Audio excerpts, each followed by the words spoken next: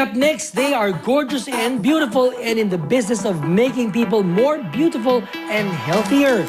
Pag-usapan natin ang business of beauty with FrontRow kasama sina Fabio Ide, R.S. Francisco, and Sam Verzosa. Mamaya na yan when the TIM YAP Show Season 6 returns. Let your voice be heard. Join the discussion online. Use the hashtag the TIM YAP Show Season 6 and tag us sa Twitter pati na rin sa Instagram at official TIM YAP. Ito, kasama lahat ng mga taga FrontRow, sabay-sabay natin sabihin, ikaw, na-hashtag ka na ba?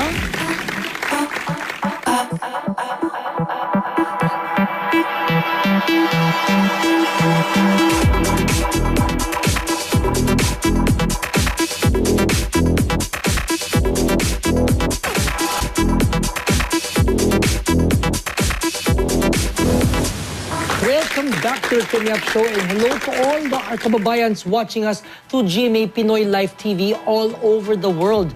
You know, in our show, we celebrate not only successes in showbiz, but also successes in entrepreneurship. One such company has been innovating and empowering Filipinos all over the world at makakasama natin sila tonight.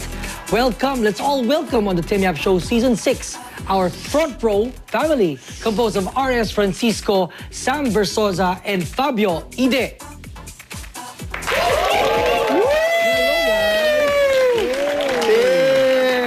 Definitely applause, ha? Long time. Oh. Hello. How are you? Okay. Hello, Fabio. Okay. So, okay, recently I was with these guys in Dubai and we had such a great time.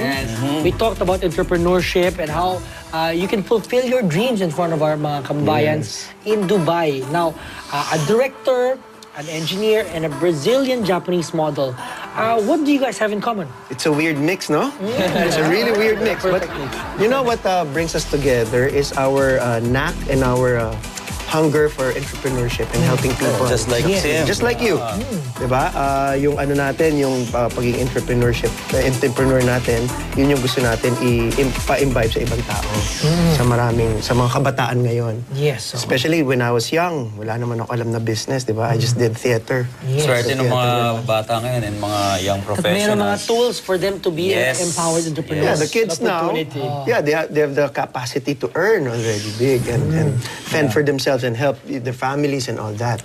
And not just that, they have the opportunity also to be healthy. Yes. Oh yeah. The products we offer to them is like really like not just healthy products, but also wellness products. So it's good for everything, like for the liver, for the heart, for beauty, for the katawan. So para sa lahat. Plus, they have an opportunity to make money from it. So that's the point of the business. Yes. Ayun, okay, itong business na to, okay, let's talk about it, no? You know, I heard about it from people, and then I got invited to join, and then I signed up for it, you know. Ito yun, it's called FrontRow. Yes, FrontRow Enterprise. So what is FrontRow all about? Okay, Sam? Actually, FrontRow is a health, beauty, and wellness company. It's a direct selling multi-level marketing company na pinopromote niya yung pagiging entrepreneur through distributing these products. So, kahit sino from different backgrounds like from showbiz, advertising, students, housewives, tambay, or busy people. Kahit ano, pwede. Doesn't matter. Just as long as you have that When I went to your Quezon City office, it was like a club. Alam mo yun? Kayo ba naman ang ano? Doon tayo nakatira, di ba? Siyempre, kayo ba naman Yeah, of course. When you want to do business and you want to be happy dun sa place na ginagawa mo yung business mo. Upbeat, alam mo yun, parang it embodies young people. Yeah, actually, when we were doing the interiors of FrontRow, I told Sam, ayoko magmukhang generic yun. Ngayon siya mo opisina. Ayoko mag-office, ayoko magmukhang tindahan, gusto ko magmukhang iba. No? When people go there, para it's fun, it's upbeat, and let's, from the name itself, enjoy. FrontRow. So, dapat laging una, laging iba. So, mas maganda kasi ang view mo kung nando ka. Yes. You feel good in the environment you work, diba? Fabio, how did you get into it? Actually, me started a long time ago when Sam and RS invited me to join FrontRow, not just as a model, but to try the products and to be part of it. So I finally bought the product, I think 2 or 3 years ago, the first time. And then I started taking the products, especially the 8 berries, tsaka the one for the one that has L-carnitine. Yes. Yeah, And then Lux, after a few yeah. months, I started to see the difference. I started to see difference Lumabas in pa my yung body. abs mo. Lalo. Pero syempre naman, that's a complement also of a good workout, Yeah. health alimentation. Pero I started to see like differences in my body. And then I told someone like, bro, grabe yung products nyo. Actually, I'm starting to believe in the product. First time I also believe in the product. So he said, bro, this is why FrontRow is doing so good. And then he said, we want to get you as an endorser. So I became an endorser before I've already tried the products. So after I became an endorser, of course, I started to travel with them to talk more about the product, to Yes. explain to the people why the product is so good. Not just advertising and it's just like I believe in the products talaga. So I told them, I said, I'm really happy with the benefits of the product and I believe in the product. So they said, bro, like we want you to explain more because we have so many products. We want you to understand the business. And that's how like slowly I started to really be part of FrontRow. And then now we are business partners and I'm really Yes. happy to be with them, in this new phase of my life. And you're exactly as a Yes. father. As a Yes, father, as an oh. entrepreneur, as a club owner, a model, actor. Yeah. So it's Fitness good. ambassador. Yeah, fitness ambassador now with Live Well, so it's good. Fabio's really fit talaga para maging front row ambassador kasi he embodies everything nga, di ba? Being Entrepreneur. healthy, entrepreneur, tas good looks, tapos lahat. So sabi namin, okay, good si Fabio. And then, we saw the effects nga of front row. A lot of people were saying, ang ganda ng products and all. And not just A lot of Fabio. people swear by it. Yeah. Oh, si Dandan, di ba? Matulaga. yes. And our other friends pa. But you guys first met as UP students. Yeah. Di ba? Doon kayo nagkakilala, no? Kami ni Sam, we started out in we have an org in UP. It's called Samascom. Composed of Ay, yun yung mga Mascom every- people and Actually, it's a non-Mascom performing people. Every year, di ba? Every year Meron we have kayong big shows. shows. Oh. Yeah, we have live aids that comedy show we have. So that's where we met kami ni Sam. Pero actually, naging close kami ni R when we started doing this business in Yes. another company. But you were performing also in Samasco? Slight lang. naman. Kibits-kibits Oh, lang. kibitzer. Ang tawag doon, kibitzer. They were the stars. Helping lang sa... So, Bago to so hindi pa kami masyadong nila RS noon, pero we became close nung nag-start na kami doing this business. We became top earners, we learned how to do the business. That's why sabi ko kay RS, start tayo ng ganito para mas marami tayong matulungan na katulad natin. Kahit from different backgrounds, from showbiz, advertising, or me, I'm an engineer, students. We can share our blessings, yung mga natutunan natin, yung mga nangyari sa atin, sana mangyari sa mas maraming tao. So that's what drives you guys to empower more Empower, Filipinos yes. for the spirit of Before just Filipinos, but now, kasi ngayon Di ba, we just came from Dubai. Dubai. Now we opened 40 branches here nationwide, but we didn't expect na we'll be becoming a multinational We will be company. accepted and embraced. Now we opened last month sa Dubai, next month another Abu Dhabi. So we're expanding everywhere na from different countries, continents. Before Filipinos lang, ngayon from Arabs, from Indians, from different Korean, Japanese, Americans, European, nakakagulat nga. So ngayon, ibang nationality na gumagamit ng products natin. That's why we're very proud kasi Filipino products are going abroad, global na. Being recognized. Sobra. How did you start? How did FrontRow start? Yes. Actually, we started a few years back, and when we were doing that business nga, sabi namin, we want to share to more Filipinos to give them high-quality products. So sabi ni Sam, ano ba yung mga products na gusto ng Filipino? Pampaputi, Yes. Pampaganda. pampaganda, Pampabata. pampapayat, pampabata. Yan lang. Wala ka naman sigurong kilalang gustong Pumangit. Oo, pumangit, tumanda, tumaba, di ba? Tama. So yun, sabi Ito namin. ba? Ayoko. Don't care for what you wish for. Di ba? So yun, that's why I got surprised nga na akala ko sa Philippines lang yung pampaputi. Kasi di ba, sabi nila Pinoys lang and some Asians. So gulat ako, may ibang races din na gusto Kahit maputi na, gusto maputi pumuti. na, gusto pang pumuti. Actually, pati nga sa Africa, we get calls and inquiries na sabi, talaga ba mag-ano? Kaya Pwede ba sabi namin, bumuti? wait Sabi lang. nila. Actually, totoo yun. Pero inuuna muna natin yung mga countries na maraming Filipinos, of Pero course, na people priority. don't know that ba yung the gluta pills, di ba? Yes. It's really a cleansing thing. Yes. And cleansing your liver and your insides, the Therefore, result, yes. Yeah, the result is lightening. Yes. Diba? Whitening, you become fairer because of the cleansing inside. Yeah, di ba they call it the master Antioxidant. Because in the Philippines, they thought yung gluta for whitening purposes lang. Pero It's just actually, an end result. After effect lang actually, siya. ang primary purpose ng gluta is to detox our body, our kidneys, our lungs, our liver. Tapos, of course, pag malinis ka inside, makikita yung effect outside. And then you glow. Yes, that's when the glow Because of it. starts. Di ba ang gluta naman natural sa bodies natin yan? Lahat tayo may gluta. But as we age, decrease yan. So that's why we need to take pills to compensate, Yeah, compensate. pump it up. di ba? That's why we take mga vitamins din because sometimes we don't eat that. And from our work, lifestyle, puyat, pollution, we need these supplements talaga para we could still look young, prevent diseases. So yan ang bagong fountain of youth. Yeah, Lux White. Actually, I got surprised nga last year. Lux White was awarded as the most effective whitening supplement Wow. in the Philippines. So dami-dami ng mga dami-dami. supplements. Ito yung na-award, Kasi diba? usually ang tinatanong ng tao, ang dami-daming gluta, why would I buy that product? Kasi kami when we formulated yung Lux White namin, of course we wanted the highest quality product. That's why we sourced it sa USA.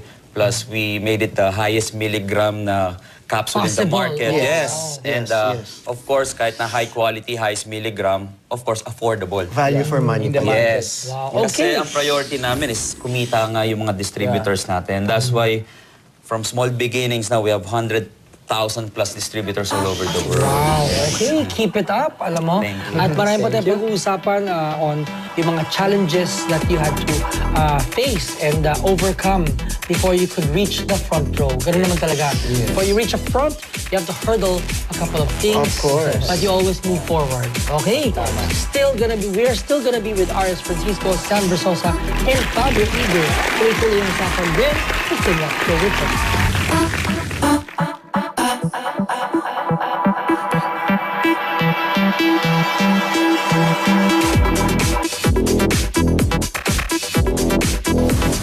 And we are still here on the TIM YAP Show Season 6 with our dear friends and family from Front Row. Congratulations, by the way, ha? Yes. Season 6 na, ha? Oo nga, 2 years na, can you imagine, diba? I can't wait for season 60. Oo, 6 na rin.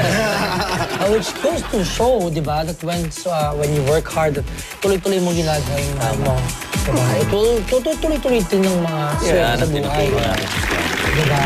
Yun naman that we always tell people naman, di ba? Pag sinusigi mo RS, when we were in Dubai, I was listening to your talk, and to the other people who had maraming mga inspiring stories na natulungan ng business na nabigay niyo sa kanya, diba?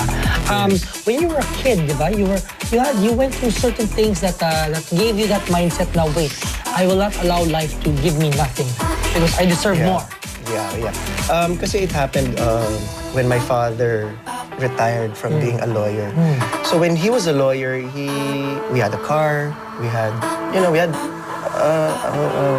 a few things. And then he retired from being a lawyer. And that's when things started to dwindle. I noticed na parang kumakaunti yung food. So parang our car had to be sold. So I noticed na we were financially being challenged. And then one time when my mom said, tara, let's go to Cubao, because we live in Cubao. Let's go to Cubao. COD, ano? Yeah, SM. Oh, SM. Let's go to SM. Let's go to the mall and all that. Sabi ko, sige, paano tayo pupunta? Kasi wala na kaming car. Lakad tayo. Then my mom said, well, hindi naman. Sabi niya, mag-jeep tayo. And then I said, bakit? And then he goes, ano gusto mo? I go, car. Then she goes, wala tayong car. And I go, taxi? Then she goes, ambisyoso ka naman. Then when she said ambisyoso, I didn't take it negatively. I said to myself, thank you. You reminded me that I have an ambition. So I told my mom, sabi ko, ma, sige, hiya mo, pag laki ko, bibili kita ng maraming car, bibigyan kita ng magandang life. So that's when I told myself, parang I'm not fit for this. Sabi ko, parang I want more. Parang my family deserves better. So there, I started doing odd jobs. A lot of people think advertising lang ako, an actor and all that. They didn't know na I went through so many things. I worked in Binondo as a merchandiser. I worked in a mall as a salesman. I cut hair in a salon. I sold perfume house to house. I did so many things. trying to fend for myself and for my family. I even did theater. And of course, we know that the theater doesn't really pay that much. All for the love. All for the love. So, hanggang sa napunta nga ako sa multi-level marketing. And I became one of the top sellers and the commissions came in. And I saw not only me, but my distributors, parang na-upgrade din yung lifestyle nila. Okay din. That's when I felt successful. When I see my teammates being successful, yes. So now naman, yung mami mo sabihin niya sa'yo, salamat naman anak at ambisyoso ka. Diba? Yun na nga yun. I remember before talaga. I remember before when I was in high school, pag hindi ako uwi ng bahay, I'll sleep over my friend's house. I'll call my mom and I'll tell my mom, Mama, hindi mo na uwi ng bahay. And she say, buti nga para wala tayong pakainin dito. Diyan ka na makikain ha. Sino naman ang kasama mo, anak? Walang ganun. Parati siya, diyan ka na makikain ha. Sige, diyan ka na makain. Humingi ka na rin ng baon dyan ha. Ganon. Pero ganun. She wouldn't look for me. Pero now that I give her baon and ako nagbibigay, mawala lang ako ng ilang araw. Anak, nasan ka na? Worried na ako. Baon ko. End of the month na anak. Ganun yung parate. But of course, it's, for me, it's family. Yes, family yan. Para sa akin talagang wala, kulang pa nga yun eh. Para sa akin, kulang pa yung inaano ko sa sacrifice na ginawa ng parents ko for me. Fabio, did you ever become poor or did you ever feel that you were financially challenged? I think I wouldn't say I was. I think financially challenged, yes, because since I was 19, I left Brazil, and when I left Brazil, my father gave me like $1,200, something like that, and he said, "Okay, this is what we can give you, and we support you. The fact that you want to travel the world, and explore, but for me and your mom, we wish you'd be here with us, because my father has a good job in Brazil, but we are not rich, but we're not like, you know what I mean, right? We have a good life, but we're not like." Yeah. Pero he told me that. He said, this is what we can give it to you and we wish you the best. Daddy, wala pa pang pera itong pang ticket. And that was 11 years ago. So, I was traveling from one country to another. So what did you do with your $1,200? I would save for something very, very important, for me to buy maybe a jacket, a suit for me to a special event, yes. or I would use to buy a how do you call that? The portfolio. You have to pay for your own portfolio. Yes. For you to put the pictures, something like that. And then eventually I started to make money and travel from one country to another. And then after 3 months, another country. And then I've been doing that for 11 years until I finally came back to the Philippines in 2010. And that's when I started my showbiz career. And then things started to be even better because I started to do new things, meet new people, new opportunities start to come to me. And then now I feel so blessed and so happy to be here because Philippines gave me everything that I never thought I would have one day, So that's why I'm really proud, not just to be part of FrontRow, that this business that we have now, but also for everything that I had to achieve on my own. Because for 11 years I've been on my own. I never asked for my dad for money. I never asked them to, you know what I mean? I've been doing everything on my own. So that's for me something really good that makes me be proud of myself. And also proud of my family for supporting me and say we actually didn't know you would do that good and we're just so happy for you. So give us back our $1,200. Yes. With interest. Give it back to us. This is something every time I go to Brazil. Actually, I just came from there and every time I go back there, I try to buy them everything I can, from my heart. Not because of whatever. They were my parents. They raised me, all the education I have, the values, I am who I am because of them. And for me, that's the most important. It's not because of the $1,500 or... It's about they raised you, they were there for me when I did it them. And that's why even now I have a daughter and that's what I want to do for her, I want to provide show for her her, I'm here for be her. there for her. Exactly. Fabio, you also told me before that you love the Philippines because all your dreams, you checked all those things after being here. You wanted to be a football player, you became a football player. You want to be an actor, you can be an actor. It's a land of great opportunity. Exactly. For me, I left Brazil. I told you before, right? Before my father's dream was for me to be a lawyer. And I tried for a few months and then I told Dad, I said, Dad, I'm sorry, this is not for me. And then I did marketing for 1 year. I also told them I'm not sure if this is what I want. And then exactly at that time, Hong Kong agency called me and said, hey, we want you. And it's like, are you serious? Like, yeah, we want you. We're gonna pay your ticket. Can you play a lawyer in an ad? Lawyer pa rin pala. Lawyer dad. Oh. No, and that's Fulfill how your it started. dreams. And then when I came here, I was just planning to be a model. You know, for me, I was just like modeling.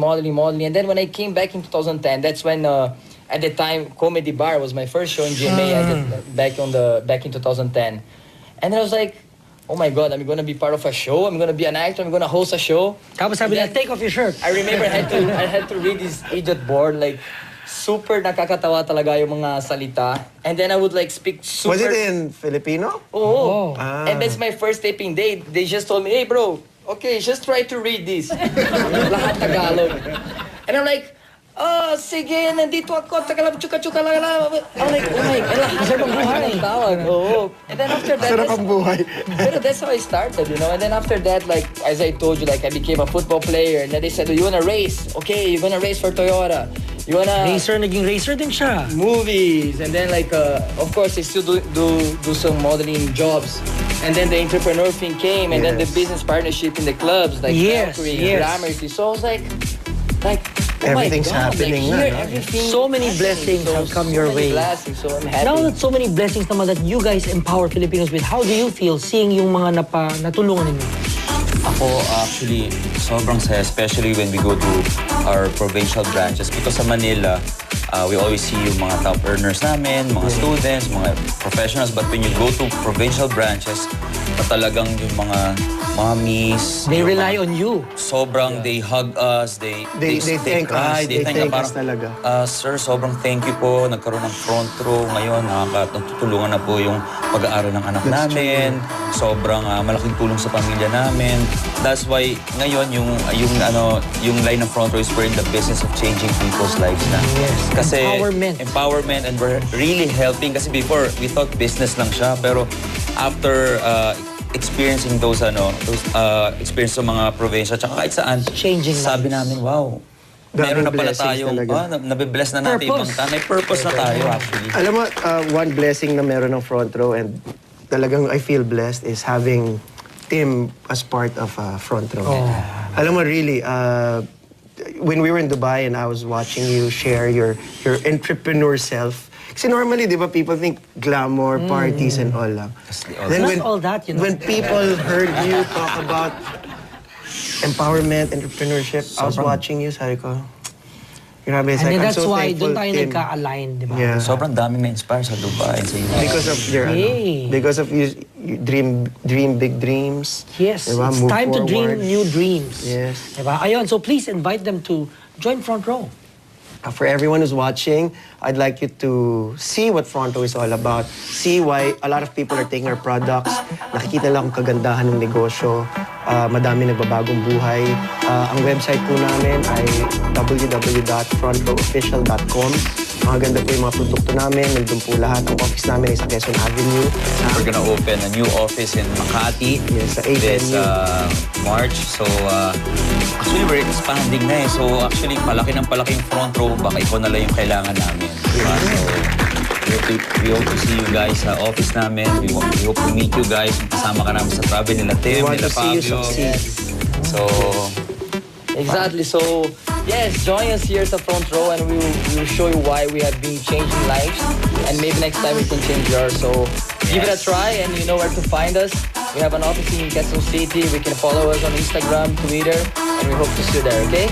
Okay, changing lives. Yan ang talaga nakaka-good vibes when you can see that what you do inspires other people and you see that their lives become better because of what you do.